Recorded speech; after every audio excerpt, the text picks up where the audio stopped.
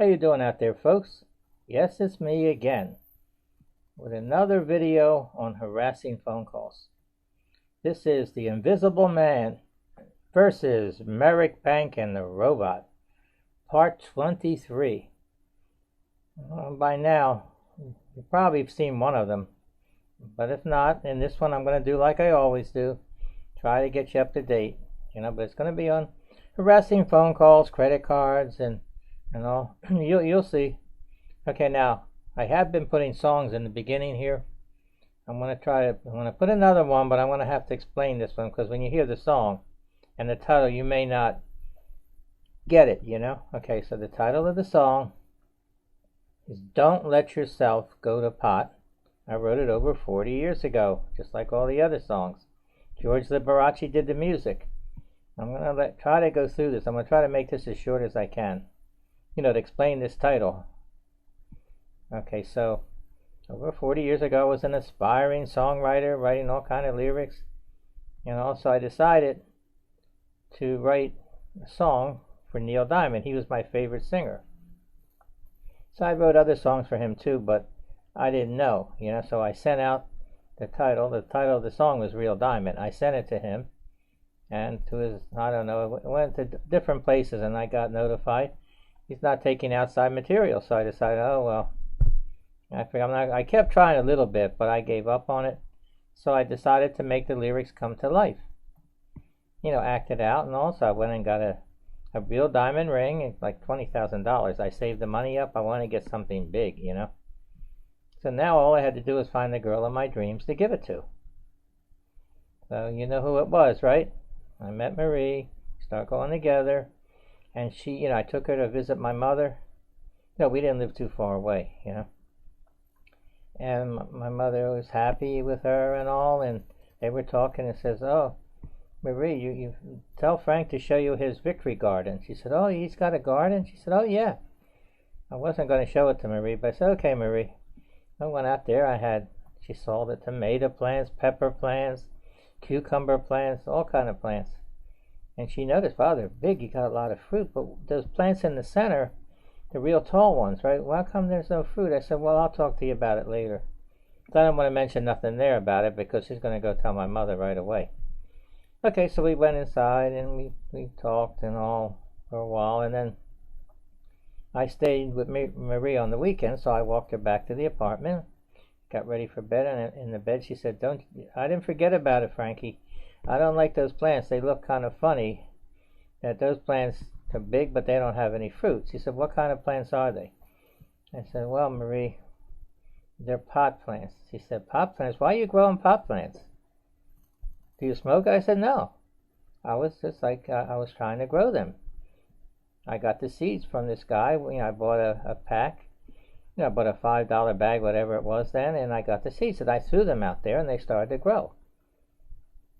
So he said, okay, so what's the real reason why you're growing? I said, well, I was trying to make up a new kind of plant. I was trying to graft a tomato plant with a pot plant. Because, they're similar. They're green and all.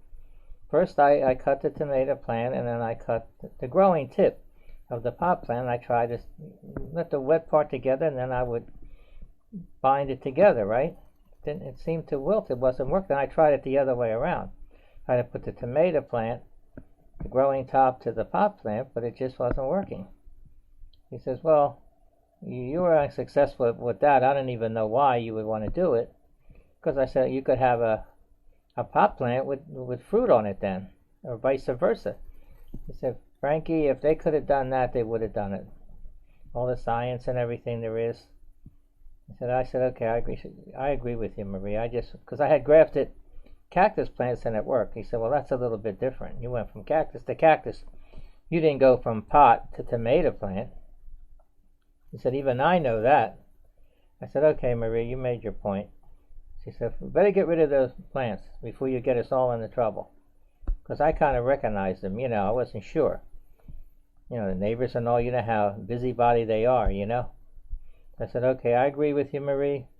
And we got rid of them the next day and all, pull them all up, put them in bags, throw it out in the trash. No problems with that and all. And at that time, because Marie stuck by me with all that, we kept going together and all, and so I decided to give her the real diamond ring and made her the girl of my dreams. And she, she discovered my secret garden, but I'm glad she did. And then a little later on, we were discussing about those plants. He said, "Frankie, aren't you glad?" I said, "Yeah, Marie, I'm very glad. If it wasn't for you, I don't know what would have happened, because I was, I'm compulsive, like that." He said, "Did you ever think of a song about those plants?" I said, "Well, I'm not going to write a song encouraging people to grow pot." She said, "Yeah, but do you remember that expression? Didn't you ever hear it, Frankie? Don't let yourself go to pot." "Oh, yeah, I did hear that. It means get yourself in shape and not, have a pot belly. I guess that's where it comes from." He said, "Well, you think you could write a song? You told me you could write a song about anything." I said, "You know what? Maybe that's a good idea. Don't let yourself go to pot. That's a good title, but." And I was writing stuff down as she was talking to me. She said, "Frankie, what are you writing down?" I said, "Yeah, I got a few lines. I always like to write something down." I said, "What was it? What did you write?" I put down there, "You may think that you're headed in the right direction, but you ought to stay put and strive for perfection." "Yeah, that sounds good." So she said, "Yeah, that would be a good song, because you're encouraging people to get into shape so that they won't let themselves go to pot." "Okay, Marie, I'm going to work on it. I'm going to send the lyrics out to George Liberace. When I get the demo, I'll bring it over." He says, "Oh, great, Frankie." So that pretty much sums up, the song. So when you hear it and you hear those lyrics, you'll notice it's encouraging people to get into shape. So I said, let me do this now before I play it. I was going to do it afterward. Okay, I'm going to play it now, and then we'll get back to the harassing phone calls.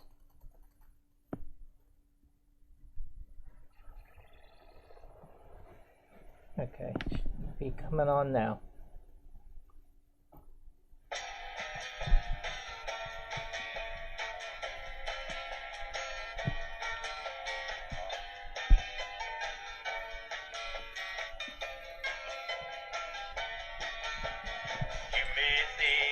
You're headed in the right direction, but it would be better if you stayed put and strive for perfection. Don't let yourself go to pot, whether you're rich or whether you're not. Remember, you're as young as you feel. Give yourself a better deal. Look at your appearance every day. Do you want it to stay that way? Don't let yourself go to pot, whether you're rich or whether you're not.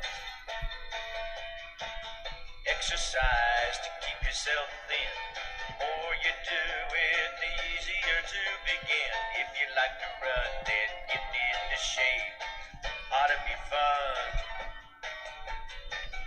Don't let yourself go to pot, whether you're rich or whether you're not.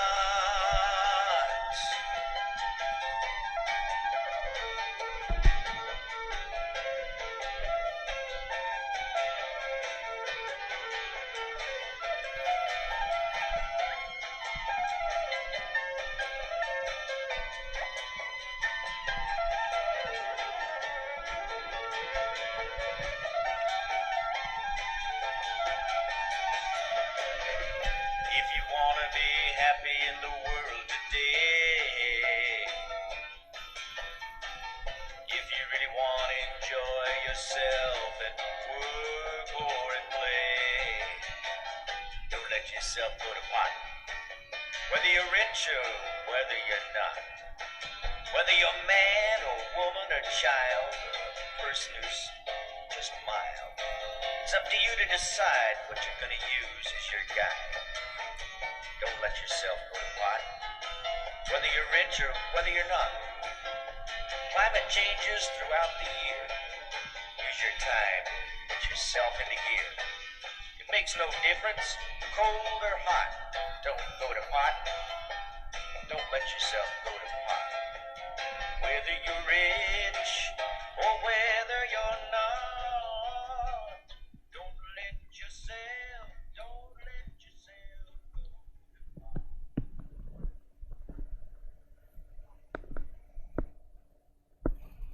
Well, how was it? Not too bad, huh?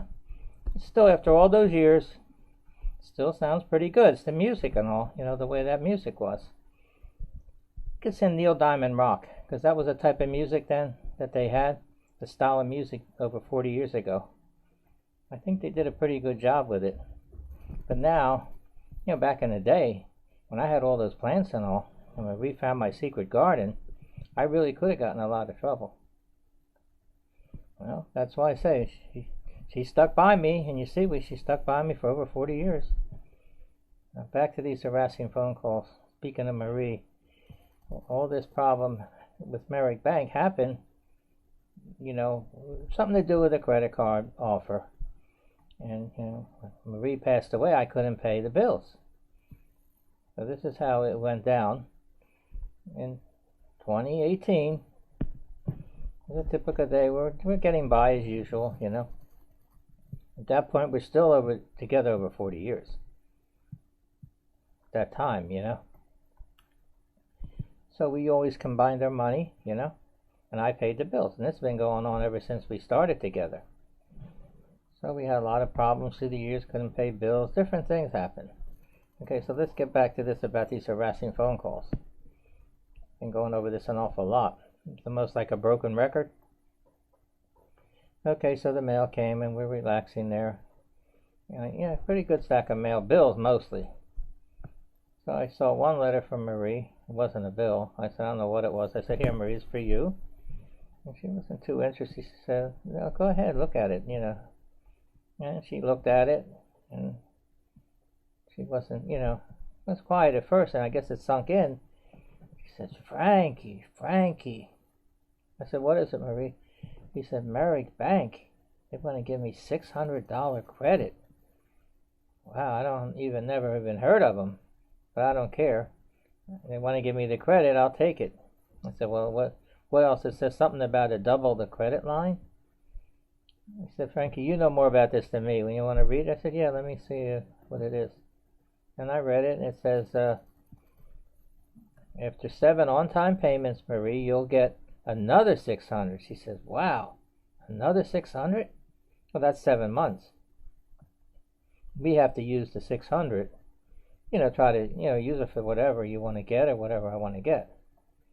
I said, okay, Frankie, I want it. What do I have to do? I said, well, you have to, even though it's approved, you still have to go, you know, fill out an application. So best to do it online, because it'll be quicker, and you can do it. He said, well, I don't know about the computer too much. You know, I never care for the computer. I said, okay, Marie, let's go over there, sit down, I turn the computer on. You know, I'm going to set it up. Oh, she said, yeah, Merrick Bank. I said, yeah, it's in there. There's no problem. And she said, oh, keyboard, I can type it in. I said, yeah, type it. Yeah, I want you to do. Make you feel better that it's for you. I mean, I could type it in. I know all the information. They don't know who did it, as long as the information is correct. Okay, so put the name, you know, I put the cursor for her. She typed everything in. Address, phone numbers, you know, everything. You know, all the stuff they ask.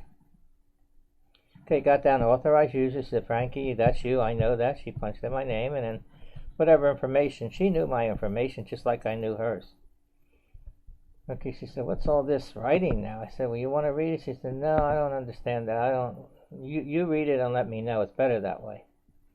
I said, okay. It says in so many words that you have to give them permission to contact you to service your account using an auto dialer, to text message and email and all this stuff, you know, on the cell phone. He says, well, I don't care about that. We're going to pay, right? What they want to call for. I said, well, you don't know those banks, what they might do. And you have to have that. You have to okay that according to this offer. She said, all right, I'll check it. I don't care. So she checked it and all. And there was something about that I didn't like. Because she even was wondering about it. I mean, they're asking to give them permission but it's combining it with that offer, that permission. I don't think that's correct. I mean, a lawyer would know that. That's why you have to have an attorney, you know, but something like that.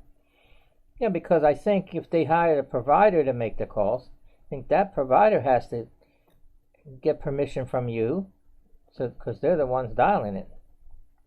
But because Merrick Bank, if you don't get permission, they could still rescind the offer.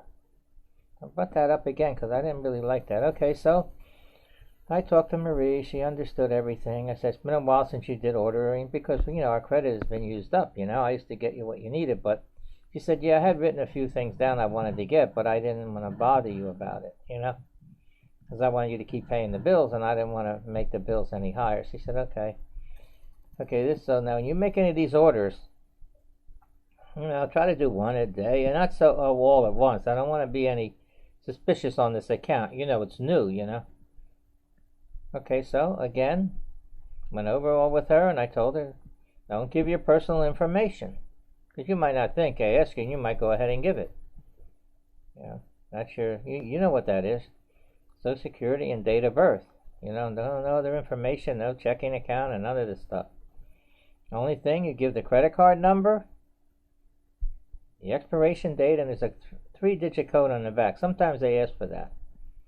She said, oh, Frankie, I understand. Don't worry. I don't want to mess this up. I said, I know. That's the reason why I'm telling you, because I know you'll remember it because you want to order, and if you mess up, you won't be able to order. That's all. You're going to mess up the account. They may close it. Who knows, you know, what they might do. So she understood everything, and we went about things, and she seemed a lot happier than she was, you know, much happier. Because she's got that general anxiety disorder, you know, and that's the lack of interest. You know, it varies, you know, and she wasn't too, I wasn't either. I wasn't that interested either, but seeing her happy like that made me feel a lot better. So, because I wasn't going to say, no, we got too much credit, I don't want to get another one, it's better not to get it. I'll pay some down and we can still use it, but I didn't do that. So the time passed. It was about a week later, I got the mail again. Because she kept asking me, did it come, you know? But this time it did come. I said, here, Marie, look at this. You know, it's in one of those mailers. You can know the cards are in there. You can tell. I said, oh, Frankie, I know, that's it. Because she doesn't get that much mail. I usually get it because of the bills. I gave it to her. She opened it up. She was excited. And she looked at the cards. Oh, they're beautiful.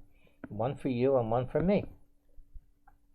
I said, oh, the design is nice. I saw you checked it.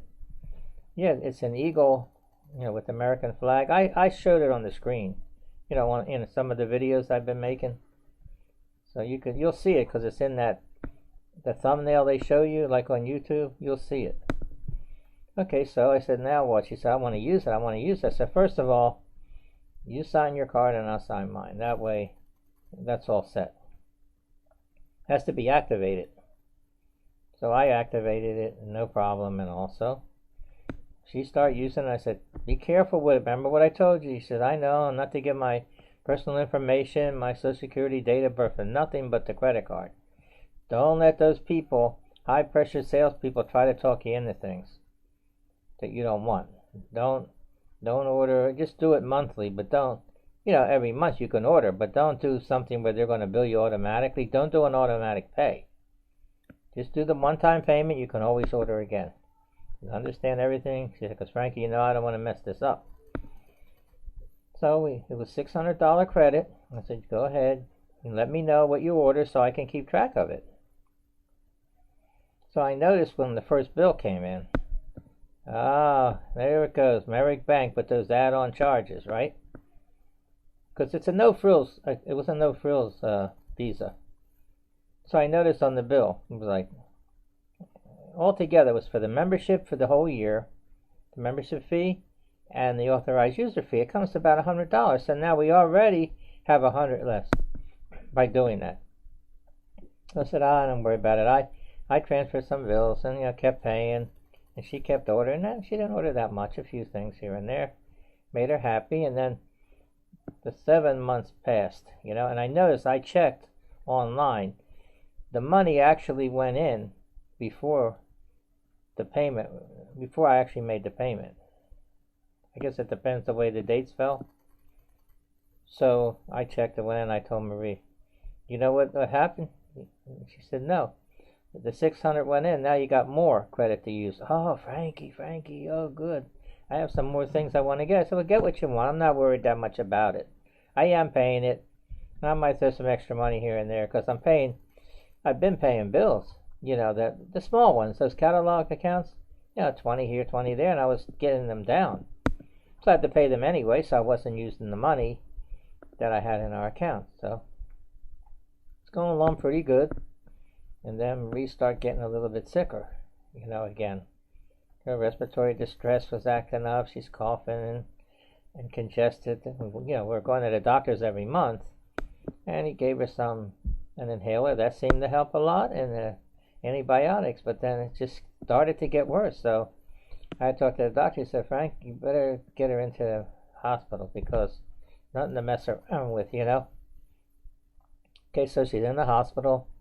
And I talked to the doctors and all, and they told me she's got anemia, she's got Alzheimer's and dementia, respiratory distress.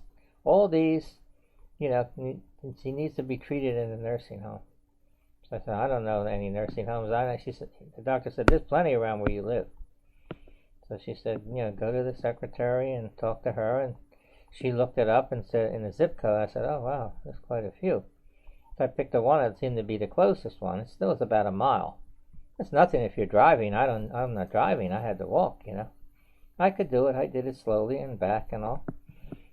And she got in there. In the beginning, she's a little bit, you know, disoriented, you know, with all the stuff going on. And I assured her, she says, oh, where am I at? I said, you're in a nursing home. She thought it was another place, you know, another apartment, I guess, her thinking. I said, no, Marie, no. So she was getting used to it slowly. In the beginning, she still wasn't doing that great, you know. You know, her thinking, you know, I know that was part of the big thing, but I think it was the medical condition was more now, you know, considering. And the medications they gave her, different medications to make her eat and everything, and she was starting to look better, you know, over about after 4 months, completely 4 full months. You know, she was looking a lot better, talking, thinking a little bit better.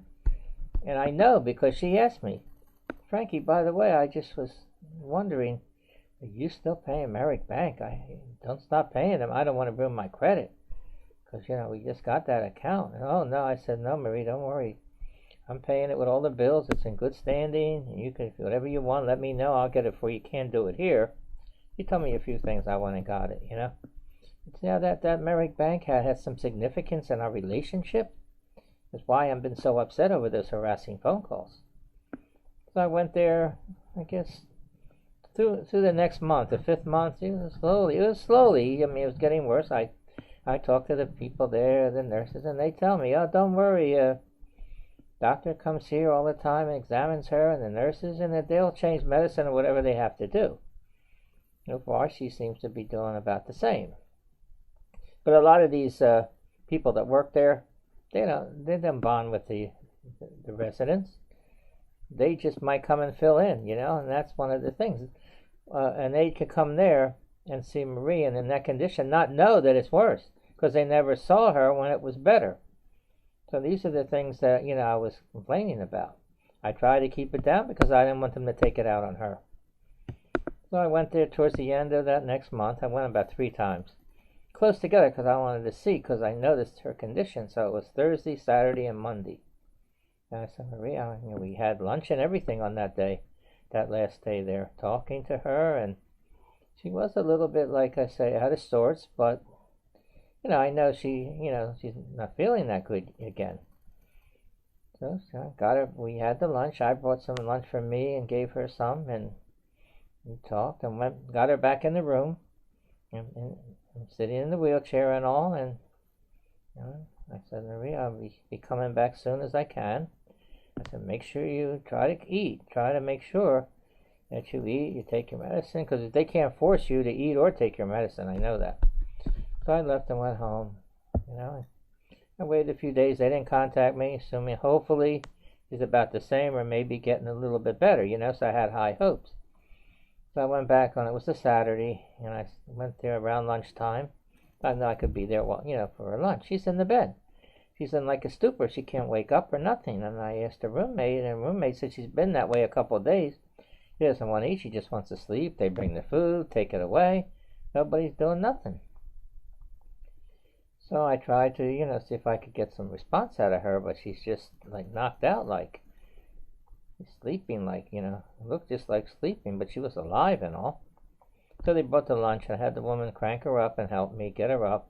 I didn't even want to move her around too much. I'm afraid, I might make it worse. So she sat up. She's looking around, but she can't even open her eyes. That's how. Could be some infection or something, but she couldn't open them.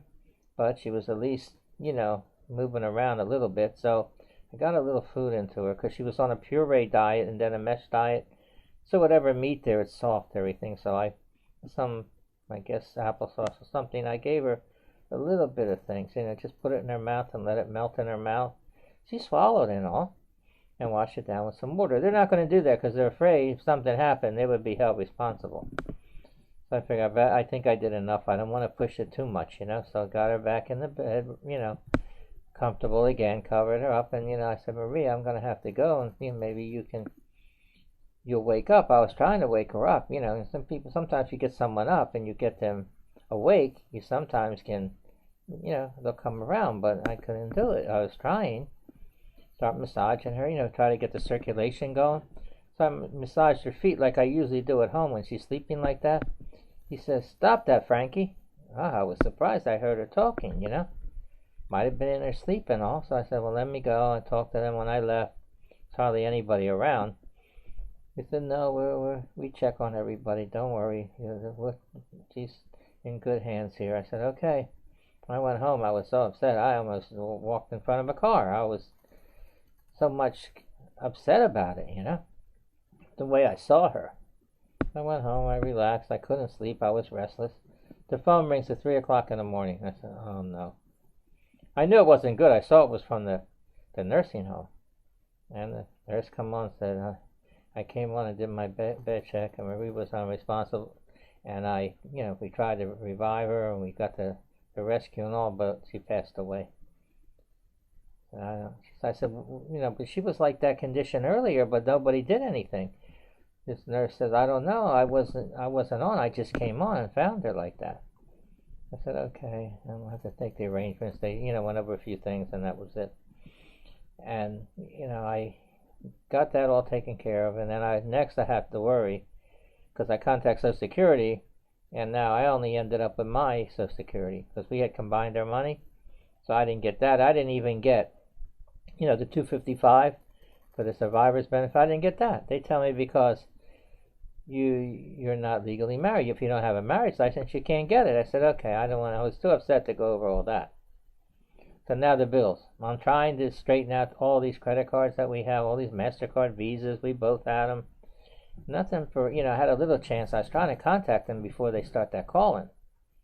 Some of them responded, some didn't. Some I sent certified letters, return receipt. I know it's for debt collector, but I still tried it with the creditors. And, sometimes it works, but it didn't really work, so I didn't know what to do. So next, I went online and said, well, maybe I need some legal help. So I looked up one of the banks that was bothering me the most. And I saw the lawyer pops up. I said, wow, maybe I better put that in there. Explain to him what happened. And he calls me right back. I said, wow. He said, Frank, I'm sorry to hear about your loss, and I'm going to try to help you as much as I can.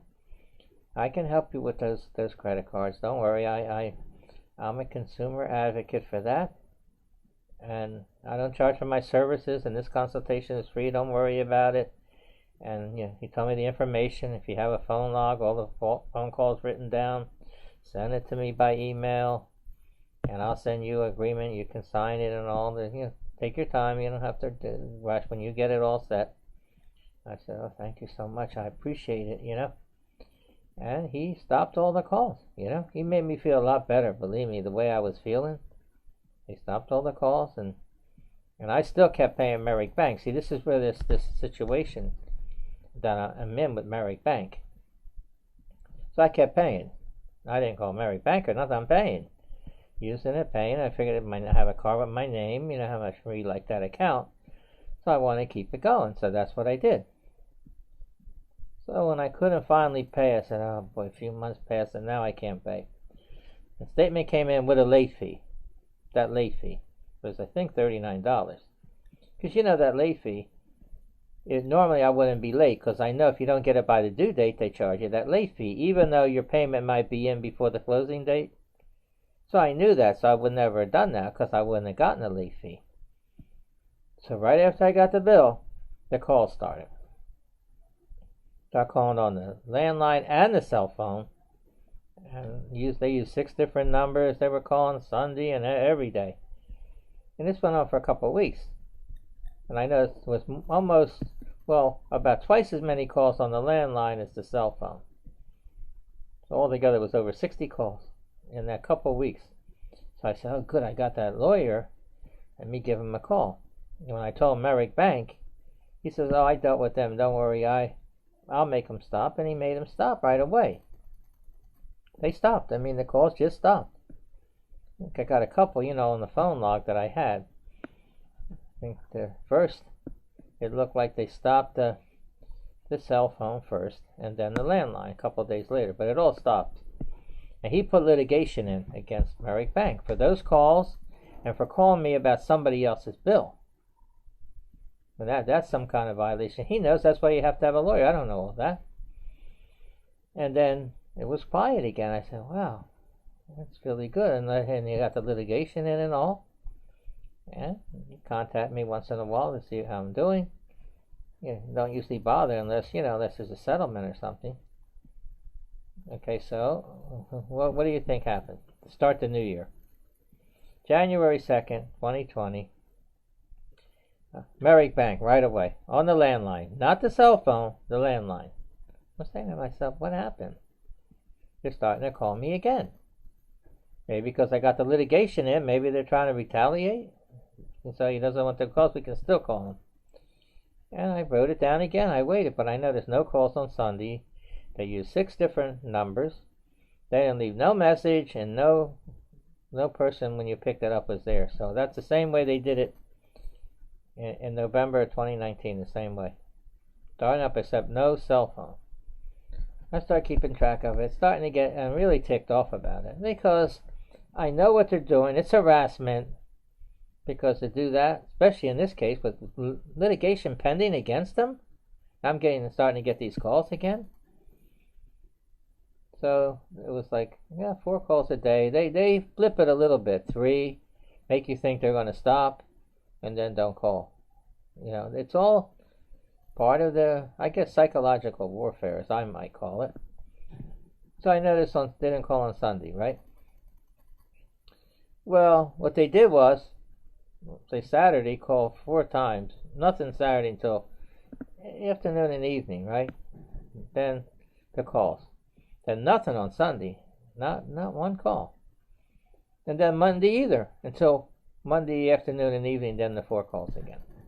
See how they did? They try to give you a false sense of security and then bam, hit you with it. Now that you can't tell me, because I know myself, if I'm relaxed here doing things and the phone would ring, I might jump like that, And that's what they want to do. They want to keep beating you down, I guess, for whatever reason. If you can't pay a bill, you can't pay it. I know I can pay it. I'm not going to keep doing that, And plus it was in Marie's name. So she's the card holder, not me. I'm an authorized user. Now, if we were a joint card holder, both our names would be on the statement when it came in, and they could go after me because, if we were legally married. We lived as man and wife, but we weren't legally married. So I don't know how they think that they could collect that bill. So I contacted the lawyer. I waited a couple weeks again, 2.5 weeks, and I let him know. I said, the account Merrick Bank. He said, what? I wrote him an email. It was easier to do that, and I told him what happened, and I gave him the phone log up to that point, and he said he'll reach out to them, and see what's going on. And I noticed I waited a week and still didn't stop. I said, wonder what's going on. Maybe that litigation that litigation that's in there might be causing a problem. Then I contact him again, and he says, we'll make them stop. And it stopped then. But, I mean, he told me he was contacting them every 2 weeks about it. Because when I contacted him, he probably had contacted them, so maybe he wanted to keep his, the routine he does with them. I don't know, he knows, his discretion, I know that he knows, especially with Merrick Bank. He's got an ad in the computer for Merrick Bank. Because he knows they use unethical tactics. He must have had a lot of cases with them. So the call stopped. That's when, but when the call started in the beginning of January, I used the word badmouth them. Mostly because that really ticked me off, I know I can't pay. And it's not like I was trying to pull anything on them. They act like you're going to run away, like they're trying to catch you, going after you like that with those calls. And the calls are, the way I call it contrived. Remember, a human being is setting up all that dialing, that auto dialing. That's not done by a robot. The robot is dialing those calls like that. You know how many calls that could be dialed. The problem here is they're not the only bank that does that. A lot of banks do it, and debt collectors. But I know other banks because I had them, and they called me, and they left a message because I didn't pick it up. I saw their name was on the caller ID and all. And I waited, and I called them back. I told them what happened. We had passed away, and I was talking to this lady, and she said, this is not Merrick Bank. This is another bank, even a bigger bank than they are. She said, look, I know if you can give us, the death certificate. I said, I'll have it. I said, when you get a chance, send it to us. And when we get that, Marie's account will be closed, and you don't have to worry about it. We'll take care of that. Now, your account, we have a late fee on there already. I said, yeah. And they said, we can continue to keep the account open. We'll give you like 3 months. If you get settled in 3 months and want to pay it, we can work it out. We'll take the late fees off. We'll adjust the finance charges. We'll adjust your credit and everything. And I said, I appreciate that. And, that was the way they did it. And I didn't get bothered no more. That way they weren't going to get litigation. They knew what happened, why it wasn't being paid, the account. Now, Merrick Bank, what do? Well, they just treat it like they have deals and stuff too. I'm sure Merrick Bank does. Programs and all to make you pay. But they're trying to make you want to do those programs by keeping calling you like that. So you figure maybe I can work it out to stop these calls. You figure, what can I do against them? They got this power over me. Because you owe them that money. And you figure, they can go after me for it. But what am I going to do? I can't afford a lawyer.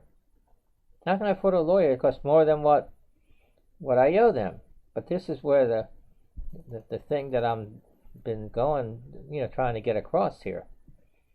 That there's attorneys out there that don't charge.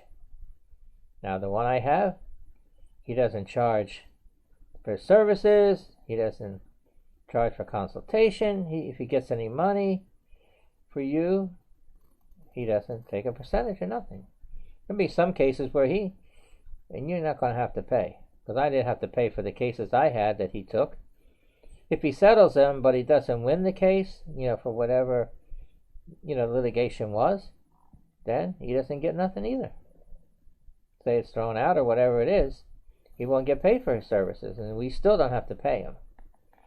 The biggest concern is the harassment, the unethical tactics. That's what he's trying to do to stop those calls. Because I've gone over this so many times, Okay, back to, he's a consumer advocate attorney. So I told you that there's no fees, nothing to worry about. You call him, and then you're not obligated. If you don't want to do it, you don't have to do it. Just hope he takes your case. So I know he deals with certain banks that he knows, the more unethical banks. He can stop other banks also. I would consider giving him a call. I would definitely consider that. If you're having a problem with harassing phone calls from Merrick Bank or any bank. Okay, his name is Paul MANKIN.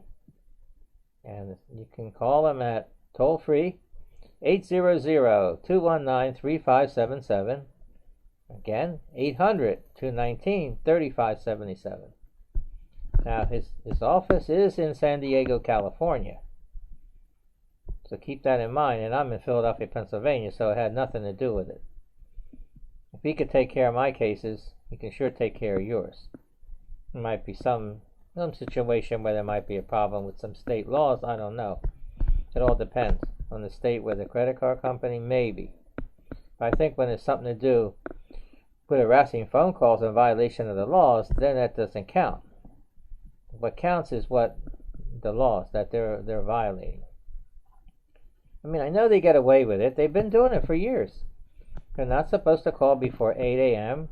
or after 9 p.m. That's what they're doing. And they're not supposed to be calling you with an auto dialer on the cell phone or a text message and all that. They're not supposed to do that. The law states that, but if they get permission, then it's all right. Oh yeah, permission. That makes it all right, though, to harass you. That you're giving them permission to harass you, huh? That's why you need an attorney to figure that all out, you know, to apply the law and prove it, you know. Because if he's got the litigation against Merrick Bank, it's up to them.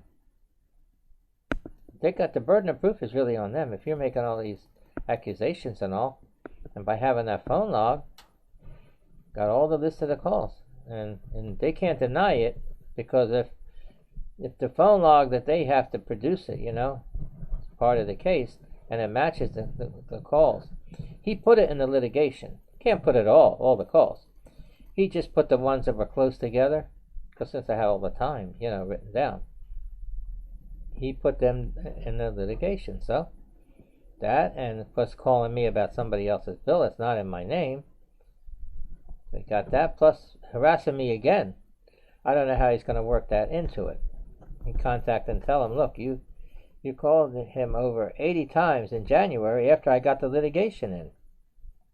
So what he's going to use that is like leverage, you know, maybe to kind of force them to make a deal, you know, and say, well, maybe I won't use that. And I said, look, if you don't, I'm going to start the litigation on the over 80 calls that you made to him in January 2020, when you already had a case against him. That he had a case against you. So that's up to the lawyer's discretion. He knows what to do. He's been doing it for years. He's a really good attorney. I couldn't get an attorney better than him, no matter what I paid. And and that's the reason why I do all these, endorsements of him, testimonials, and all that I do in these videos. Because I appreciate so much what he's done for me. So I'm trying to, promote him, yeah.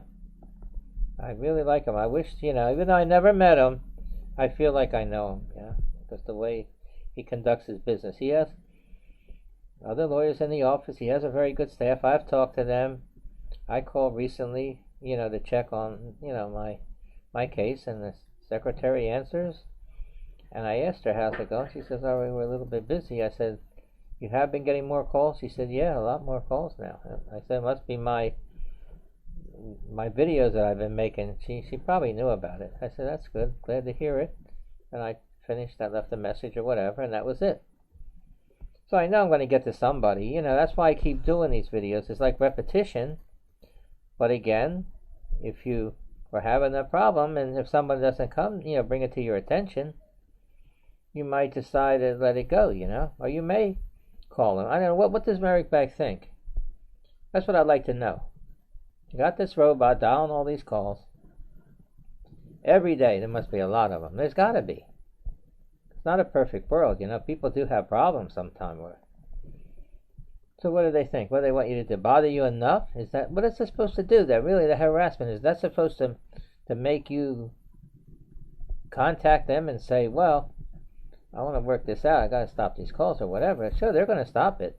You make any kind of arrangement with them, they might even take the late fees to get you to start paying again, to get some money. They might say, here, pay this amount, and we'll straighten it all out again.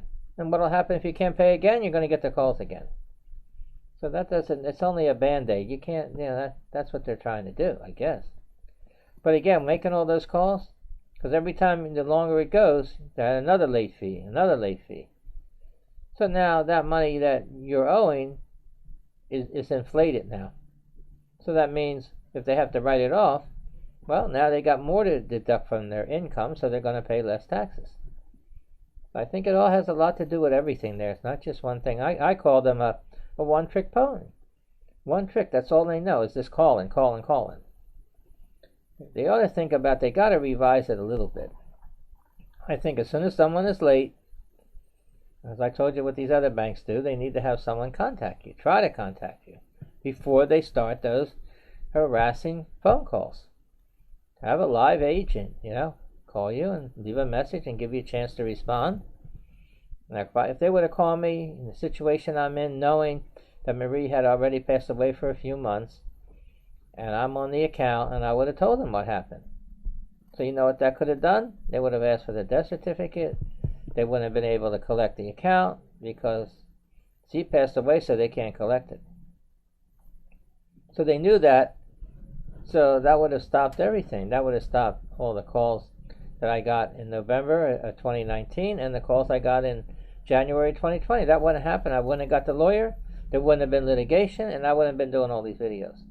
Because I started these videos in January, right after they start calling me, because that really ticked me off. The ones I've been doing now has been in February, this month, because I still kept doing it. I figured if they could call me every day, I can do this every day. I used this invisible man gimmick because I wanted to make a point, that I'm hiding behind a disguise, huh? They're hiding behind the robot. You don't see them. You don't talk to a representative. They can't leave a message. No, they don't leave a message because then they can't keep calling you.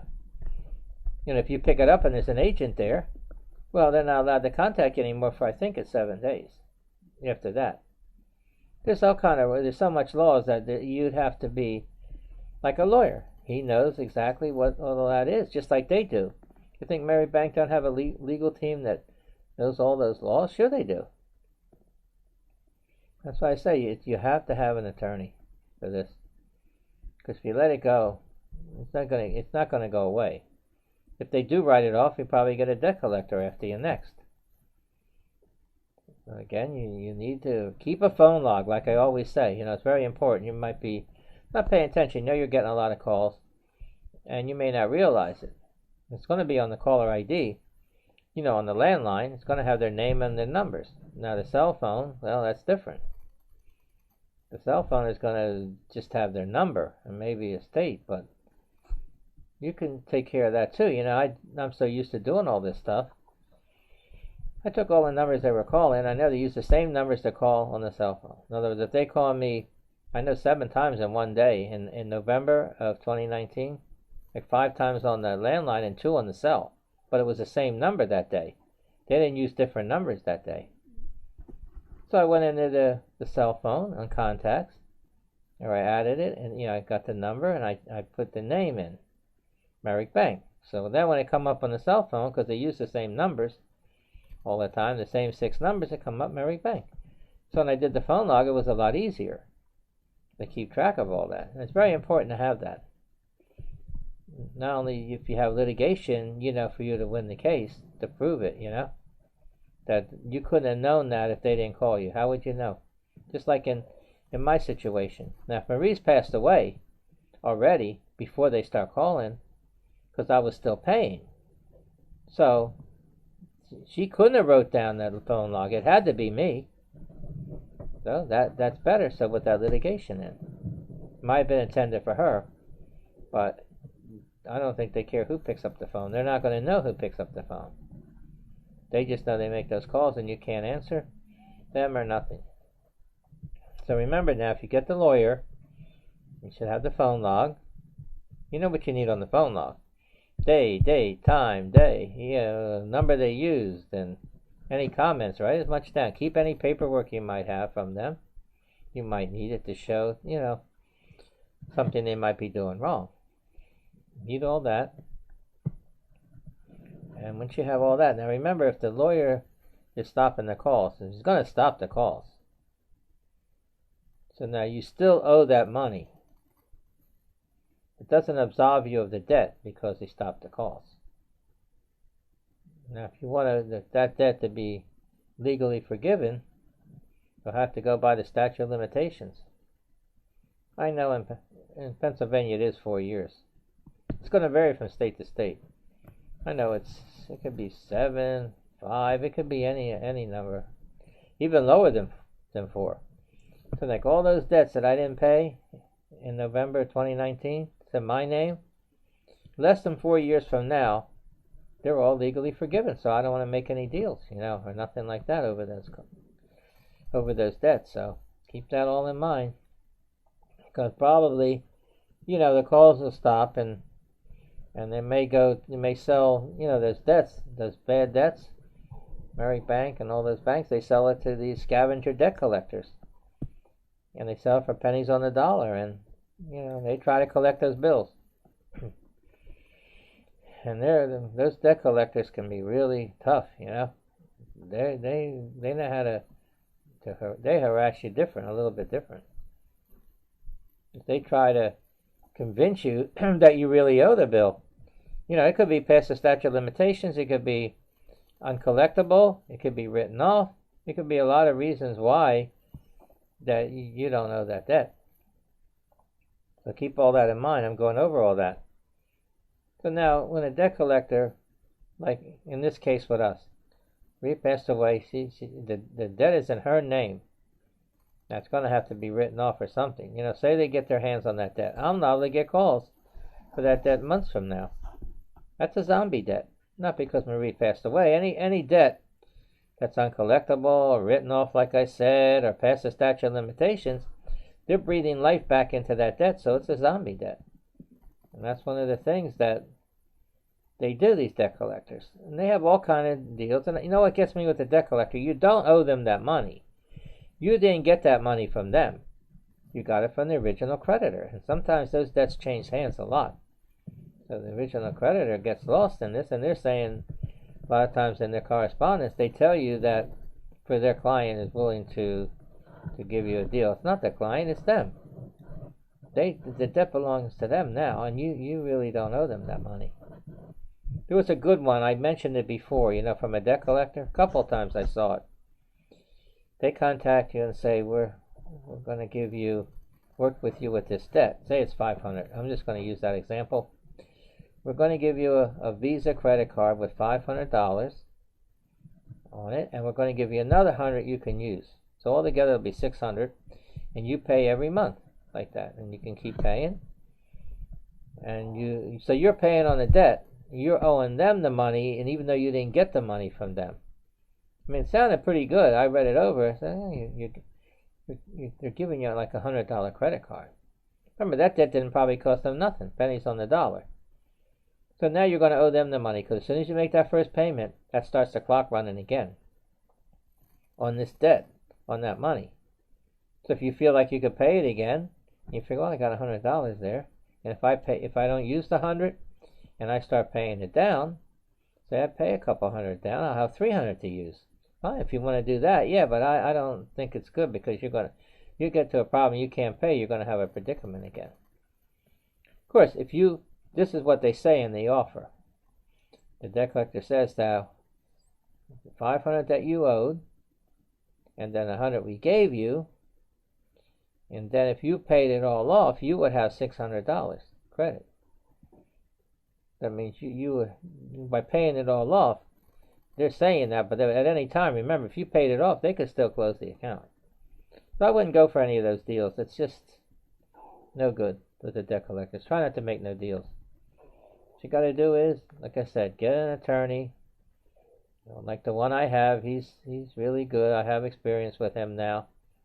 I know he's working on it, and he's really caring. He wants to help you. He can stop the calls, even if he doesn't do litigation. He may stop the calls for you, because he's trying to help the consumer. So I know somebody out there with all these videos I've been doing. I can't say because I did now. This is the 23rd video, but I got to everybody out there that's having a problem, with a debt collector or creditor or something that, that's calls. if you are, you don't have to withstand it. I'm telling you, there's laws to protect the consumer. You just don't have to put up with it. So if you want to, like I said, give this attorney I have a call. I'll give you his name again. Paul Mankin, MANKIN. And his toll-free number is 800-219-3577. That's 800-219-3577. Give him a call. You have nothing to lose. You'd be surprised what he can do, But those calls that they do, that Merrick Bank is one of them. There's a lot of them. They're not the only one. I looked something up online. It was a lawyer or something about those harassing calls. It showed a list. There's like 20 banks on that list, the ones that do that, And Merrick Bank is one of them on that list. So I know that bank is, I don't know, they just need to change it. Because they keep doing the same thing with all those calls. I understand the whole thing.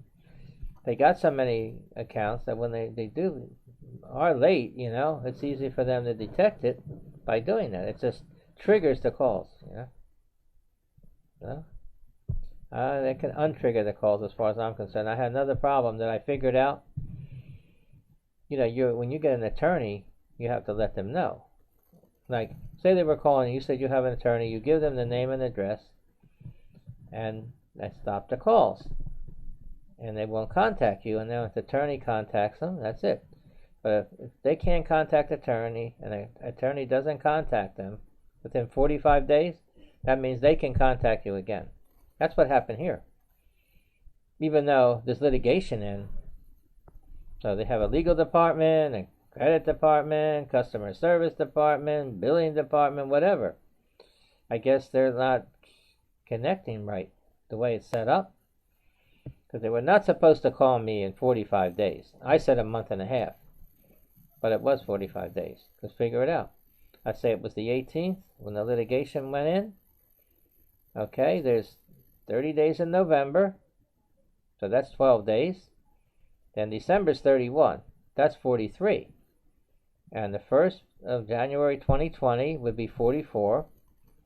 And then the 2nd would be 45 days. And that's when they start calling.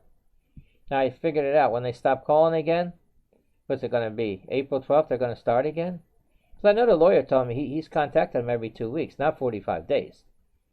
Now, I think it's set up that once they start calling like that and they stop, I think in the computer it's probably got a chip in there or something, and it keeps track of it.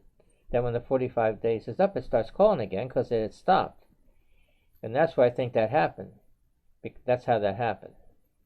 Because it is 45 days. I was wondering about, I said month and a half, until I read the cardholder agreement I had. I read it actually on the computer here. One of my videos, I did it. But I think I covered pretty much everything now.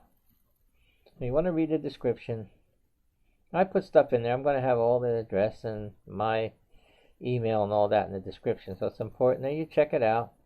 I mean, with all the other videos I've done, you can look up these videos.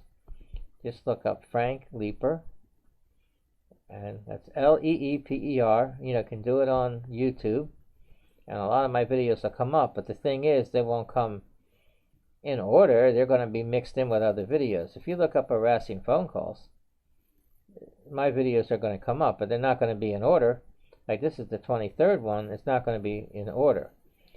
The newest one could be first, and they have it all mixed in. There's so many, you'll be going through a bunch of screens and all, because I went through it already, and they're all in there. But you're gonna, which is good. They're all over the place, as opposed to someone was looking something else up, they might see it. So I know that doing this is going to be, on there for a while. I see some of these videos on YouTube, 2 years, 5 years, 11 years. So by me doing this, even when I stop doing all these videos, well, they'll still be there, and I'll still be promoting the lawyer. That'll make me feel good. And I'll be still getting the people, trying to help people. So pretty much covers it all now. So I want to thank you for your time. I hope you learned something from it, and I hope somebody out there gives this lawyer a call.